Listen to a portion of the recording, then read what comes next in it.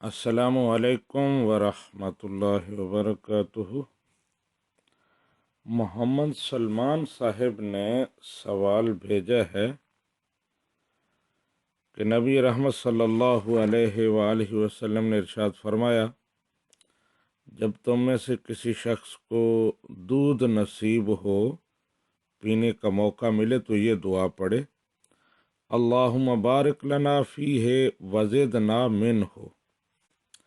سلمان صاحب کا سوال یہ ہے کہ یہ دعا دودھ پینے سے پہلے پڑھنی چاہیے یا بعد میں پڑھنی چاہیے؟ جی محمد سلیمان صاحب، آپ کے سوال کا جواب یہ ہے کہ یہ دعا دودھ پینے سے پہلے پڑھنی چاہیے، اور اس کی دلیل یہ ہے کہ ترمذی شریف میں جس باب میں یہ دعا منقول ہوئی ہے اس کا عنوان ہے باب ما یقول اذا اکل طعاما۔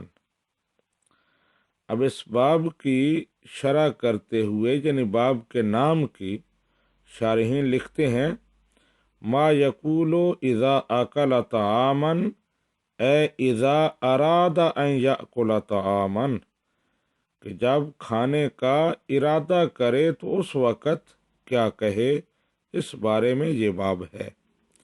اور پھر اس سے اگلا باب، باب ما یقول اذا فرغ من الطعام، تو فارغ ہونے کے بعد جو کچھ کہنا ہے اس کا باب علیحدہ باندھا ہے، اور کھانا شروع کرنے سے پہلے جو دعا کرنی ہے اس کا باب امام ترمذی نے علیحدہ باندھا ہے۔